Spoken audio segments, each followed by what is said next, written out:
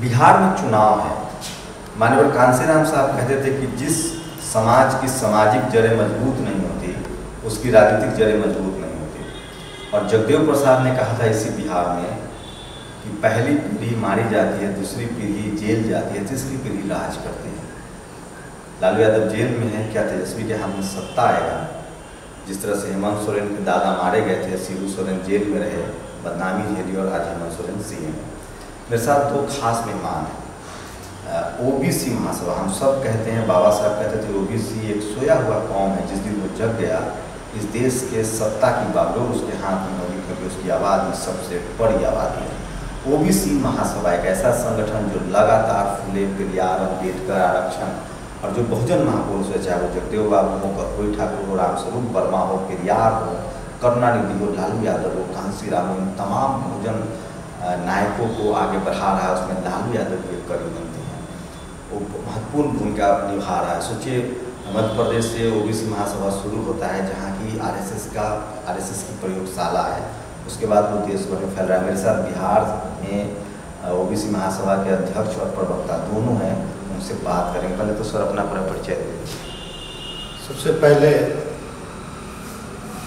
आपको जय ओबीसी जय संविधान। मेरा नाम एडवोकेट वीरेंद्र कुमार हुआ और वीरेंद्र को, और मैं ओबीसी महासभा का प्रदेश अध्यक्ष हूँ और साथ ही साथ राष्ट्रीय जनता दल के प्रदेश महासचिव भी हूँ। गुप्ता साहब, अगर बात करें तो कितनी जागरूकता आई है, सामाजिक आंदोलन कितनी आई है ओबीसी समाज में? हम एक संगठन के तौर पर ओबीसी महासभा के तौर पर बात करें। देखिए, मुझे स्पष्ट कहना है कि ओबीसी के लोग अभी भी पूरी तरह से नहीं जाग पाए हैं, और ख़ास करके बिहार में हमें लगता है कि और मेहनत करने की ज़रूरत है। क्योंकि जो बैकवर्ड का राजनीति करते थे, आज बिहार में चुनाव चल रहा है, और जो दल बैकवर्ड के शुद्ध रूप से राजनीति करते थे वो भी आज सवर्णों के पीछे दौड़ लगा रहे हैं। उसका कारण भी ओबीसी के लोग ही है। आखिर जो बैकवर्ड के राजनीति करते थे, बैकवर्ड के जो नेता थे, उनको सवर्णों के पीछे भागना पड़ा। दोषी ओबीसी के लोग ही हैं। ओबीसी के लोग ये नहीं समझ पाते हैं कि हम अपना जो वोट कर रहे हैं किसको कर रहे हैं। यहाँ पर आपसी द्वेष, ईर्ष्या के कारण अपने वोट को प्रसाद की तरह बांटते हैं। तो हम लोग सर्वप्रथम एक कोशिश में हैं कि ओबीसी के लोगों को जगाए, क्योंकि 85% की आबादी रहने के बाद भी आज जो बैकवर्ड की राजनीति करते थे, चाहे नीतीश कुमार जी हों, लालू प्रसाद यादव जी हों, वे लोग भी आज A to Z की बात करने लगे हैं। ये समझाना पड़ेगा और समझाने की कोशिश में लगे हुए। लेकिन इस बार तो आप भी देख रहे हैं, हम भी देख रहे हैं, आरजेडी के पक्ष में CST ओबीसी माइनॉरिटी के लोग गुलबंद हैं, एकजुट है।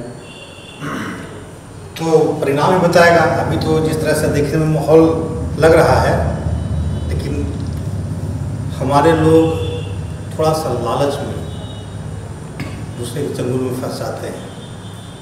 तो अभी हम पूर्ण से आश्वस्त नहीं हैं कि हमारे लोग जागरूक। लालच है या नेताओं ने जागरूकता अभियान नहीं चलाया, अपने अपने सॉफ्ट कॉर्नर जोन में बैठे रहे? नहीं, ऐसा नहीं है। नेता लोग बहुत प्रयास किए, खास करके हमारे लालू जी जब 90 में मुख्यमंत्री बने तो ओबीसी के लोगों को, SC ST के लोगों को उसको जगाने के लिए क्या नहीं किए। आज भले लोग, जो उनका चरवाहा विद्यालय थीम था, अपर कास्ट के लोग मजाक उड़ाते हैं, लेकिन ये सब ओबीसी को जगाने के लिए था, SC ST को जगाने के लिए था। लेकिन फिर मैं कहता हूँ कि आपसी ईर्ष्या, द्वेष और लालच वही कारण है कि आज भी हम लोग। चलिए, समस्या गिनाई आपने, सुधार के लिए क्या करने की जरूरत है? सुधार के लिए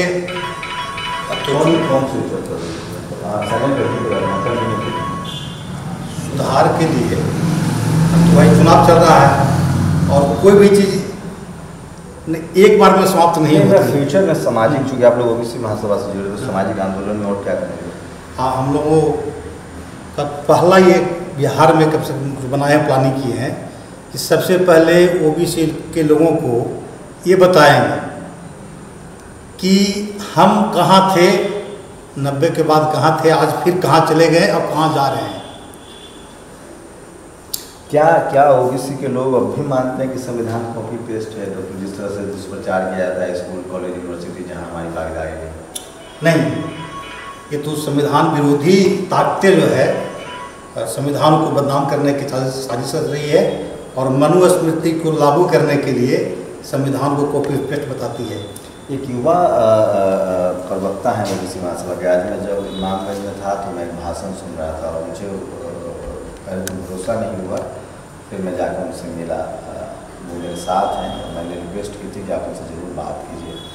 क्या लग रहा है, आप युवा हैं, जो आप बोल रहे थे मन से कर्पूरी ठाकुर और जगदेव बाबू, कहीं हम लोग मैसेज नहीं कन्वे कर पा रहे हैं या तेज़ी से जो हमारा बच्चा कॉलेज यूनिवर्सिटी में जा रहा है वो उसको समझ रहा है? बात सही है। सबसे पहले तो आपका बहुत बहुत धन्यवाद। सबसे बड़ी बात यह है कि यह धरती, बिहार की धरती, जो राजनीतिक क्रांति की धरती, राजनीतिक प्रयोग की धरती है और आज़ादी के बाद बहुत कम समय में ही यहाँ राजनीतिक प्रयोग होना शुरू हो गए थे। हम ओबीसी बहुजन समाज की बात करते हैं, सामाजिक न्याय की बात करते हैं, समाजवाद की बात करते हैं। तो बिहार की धरती से ही जो तत्कालीन कांग्रेस पार्टी या जो सत्ता वाली पार्टी थी, सत्ताधारी पार्टी थी, उसको चुनौती देने का काम शुरू किया गया और भारतीय समाज का जो संरचना है, भारतीय समाज की जो बनावट है, अभी आप हमारे आदरणीय अध्यक्ष महोदय जी से आपने जो बात पूछा कॉपी पेस्ट वाली बात हो गई, तो हमारे बाबा साहब भीमराव अम्बेडकर ने जितने भी अनुच्छेद, जितने भी संविधान में जो प्रावधान किए हैं, एक एक बिंदु पर उन्होंने जो है पूरे तत्कालीन संविधान सभा को संतुष्ट किया था, एक एक सवाल का जवाब दिया था। और पूर्णतः भारतीय समाज, जिसको हम लोग कहते भी हैं कि विविधता में एकता का देश है भारत, कई तरह के भाषा, भाषी, संस्कृति, अलग अलग धर्म जाति के लोग हैं, 6743 जातियाँ हैं यहाँ, तो उन सबको मान सम्मान मिले, उन सबको अधिकार मिले, प्रतिष्ठा के साथ जीने का अवसर मिले, इस बात का उसमें प्रावधान है। आज की युवा पीढ़ी का बात है, ये मैं इस बात को मानता हूँ कि समाज बहुत तेज़ी से आगे बढ़ रहा है, नए नए गैजेट आ रहे हैं, नए नए आविष्कार आ रहे हैं, बहुत जल्दी कुछ प्राप्त, उपभोक्तावादी संस्कृति जो है हावी होते जा रही है। तो इसमें जो हमारा नया पीढ़ी जो है वो उस चीज़ को नहीं समझ पा रहा है जिसकी लड़ाई हम लड़ रहे हैं और ज़रूरत है। समझ नहीं पा रहे हैं या हम लोग उसमें से हमारा जो इंस्टीट्यूशन नहीं खड़ा हुआ, कॉलेज यूनिवर्सिटी हम नहीं खोल पाए हैं, कर्मकांड के खिलाफ हम लोग मजबूती से बात नहीं कर पाए, जिस व्यवस्था में हमारा शोषण हुआ उस व्यवस्था के खिलाफ हम बात नहीं कर पाए, कहीं ना कहीं अपने जिस स्वार्थों के लिए हम फूले, पेरियार, अम्बेडकर, जगदेव बाबू, रामस्वरूप वर्मा, कर्पूरी ठाकुर के रास्ते पर चल नहीं पाए? नहीं, हम चलने की कोशिश कर रहे हैं, चल भी रहे हैं और सबसे बड़ा संस्था समाज है। आप कह रहे हैं कि जो कर्मकांड वाली बात है, कर्मकांड को ख़त्म करने या उसके खिलाफ हम आवाज़ नहीं उठा रहे हैं, तो कहीं ना कहीं समाज का एक डर है, एक भय है। समाज सबसे बड़ी संस्था है, तो ये चाह करके भी बहुत लोगों के मन में, लेकिन आखिर बिल्ली के गले में घंटी बांधेगा नहीं। देखिए आप मैं आ रहा हूँ उसी अगर कल्चरल सिविलाइजेशन की बात करेंगे तो 2000 साल पहले भारत बुद्ध में भारत में और बिहार में बोध गया है, जहाँ जैसे वहाँ सम्राट अशोक है, मौर्य वंश, उसके बाद एक सिविलाइजेशन चेंज होता है। जब वृद्धरथ की हत्या होती है, जो राजा आता है वो अपने संस्कृति को थोपता है। क्या जो SC ST OBC माइनॉरिटी के लोग जब CM PM बनते हैं, आज RSS BJP की सरकार है, वो अपनी व्यवस्था को थोप रहे हैं, अपने सिविलाइजेशन को थोप रहे हैं। क्या हमारे CM PM भी बने हैं लोग, क्या वो अपने सिविलाइजेशन को ठीक नहीं करना चाहते जो कि मानवता पर आधारित है? बुद्धिज्म से किसको इनकार होगा? हम पूरी दुनिया में बुद्ध की वजह से जाने जाते हैं। वहाँ कौन सा डर है? डर लालू यादव जी के साथ जो हो रहा है इस बात का डर है, जगदेव प्रसाद जी के साथ जो हुआ इस बात का डर है। अभी आप शिबू सोरेन जी की चर्चा कर रहे थे, उनके पिताजी की चर्चा कर रहे थे, तो इस बात का डर है। और दूसरा बात ये कि जब आप नेतृत्व करने के लिए और समाज में व्यवस्था परिवर्तन करने के लिए संकल्प लेकर आगे आते हैं, समाज के पास जाते हैं, लोग आपको समर्थन करते हैं आपके विजन को लेकर, लेकिन जैसे ही आप उस स्थिति में पहुंचते हैं, राजनीतिक इच्छा शक्ति का अभाव है, मैं इस बात को मानता हूँ। दूसरा बात ये भी है कि उनके हाथों में बागडोर दी गई। हम तो नहीं समझते हैं कि आदरणीय लालू प्रसाद यादव जी के अलावा इस बिहार की धरती में जगदेव प्रसाद जी का जो कंसेप्ट था, जो थीम था, जो थ्योरी था, उसको अगर धरातल पर लागू करने का काम किया बड़ी मजबूती के साथ, तो वो आदरणीय लालू प्रसाद कह रहे हैं डर है, डर के आगे जीत भी है। हाँ, डर के आगे जीत है, हम जीतने के कगार पर हैं। उस डर को चुनौती दिया है हमारी नई पीढ़ी के युवा तेजस्वी प्रसाद यादव जी ने, उसको चुनौती दिया है और हम जीतने के कगार पर हैं। वो डर जैसे ही आने वाले 10 नवंबर को आप देख लीजिएगा। एक सवाल है, लगातार पत्थर फेंकने वाला हाथ ओबीसी का होता है, शेड्यूल कास्ट कास्ट एट्रोसिटी पर, फेंकने वाला कोई और होता है। क्या ओबीसी के लोग इस बात को समझने लगे कि उनका नेचुरल अलायंस कौन है, आरक्षण को लेकर हो, सामाजिक ताना बाना को लेकर हो, और वो समझ रहे हैं कि उनके आरक्षण हक अधिकार के खिलाफ कौन है और उनको लड़ाई कैसे जा रहा है? बिल्कुल समझ रहे हैं। EWS को लेकर के जब पिछली सरकार में ये लाया गया, बिल लाया गया और बिना किंतु परंतु के उसको लागू कर दिया गया, तो हमारे ओबीसी समाज के लोग, चूँकि इसके पहले था कि दायरा जो है रिजर्वेशन का वो आप 50% से एक्सीड नहीं कर सकते, उसको आगे नहीं लेके जा सकते। लेकिन अब जब 10% आरक्षण देकर के उस दायरे को तोड़ दिया गया, उस लिमिटेशन को ब्रेक कर दिया गया है, तो ओबीसी समाज के लोग मांग करने लगे अपने हक और अधिकार का। जगदेव प्रसाद जी ने कहा था कि जिसकी जितनी भागीदारी उसकी उतनी हिस्सेदारी।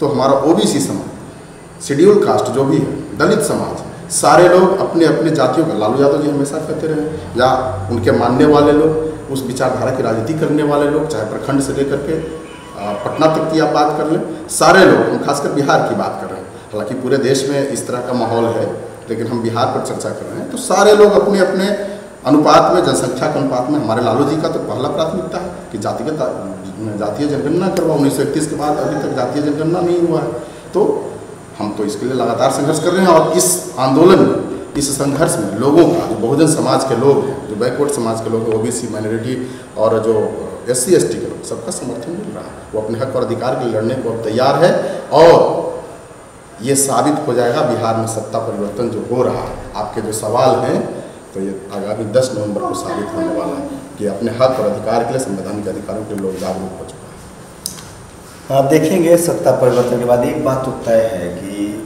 संविधान को की इम्प्लीमेंटेशन की बात हो, तो जनता ने बहुत मौका दिया है, बहुत बड़े राजनीतिक उतार चढ़ाव की बात हुई है, नेताओं में इच्छा शक्ति का कमी रही है।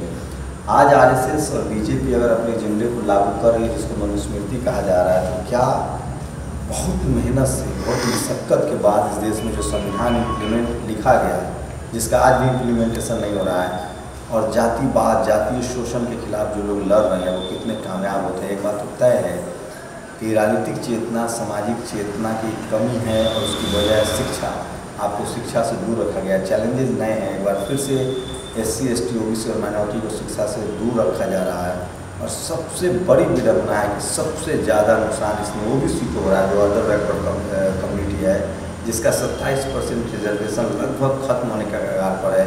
इकोनॉमिक वीकर सेक्शन का रिजर्वेशन भी उसी में से कट रहा है। मेडिकल के एग्ज़ाम हो, इंजीनियरिंग के एग्ज़ाम हो, उनके बच्चों को दिल्ली यूनिवर्सिटी जैसे संस्थाओं में घुसने नहीं दिया जा रहा है। देखने वाली बात होगी कि जो अदर बैकवर्ड क्लासेस के लोग हैं, वो अपने हक अधिकार के लिए जागरूक हैं, या जो पेरियार कहते थे कि मैं उस व्यवस्था को नहीं मानूंगा जो व्यवस्था मुझे शूद्र और नीच कहता है। सब कुछ OBC के पर निर्भर करता है, लेकिन जिस तरह से ऐसे लोग सामने आ रहे हैं OBC के, उससे एक उम्मीद तो बनती है कि देर न सवेर जब शिक्षा लोगों तक पहुँचेगी, वो अपने हक अधिकार के लिए जागरूक होंगे। उम्मीद है, देखते हैं क्या होता है आगे। लेकिन इतना तो तय है कि अभी एक लंबा सफ़र है, क्योंकि संसाधन की जहाँ तक बात है, जातिवाद का स्वरूप बदल गया है। मीडिया, बिजनेस, ब्यूरोक्रेसी, जुडिशियरी, इसमें बहुजनों की SC ST OBC की भागीदारी अभी भी नगण्य है। देखेंगे आगे क्या होता है। कैमरामैन तारा दत्त के साथ शम्भू कुमार सिंह, नेशनल दस्तक, गया बिहार। नेशनल दस्तक की आपसे गुजारिश है कि अगर इसको बचाना चाहते हैं तो नेशनल दस्तक को सब्सक्राइब करने के लिए रेड कलर के सब्सक्राइब बटन को दबाएं, फिर बेल आइकन की घंटी दबाएं। नेशनल दस्तक को बचाने के लिए बहुत ज़रूरी है कि हर खबर को शेयर करें, लाइक करें, कमेंट जरूर करें।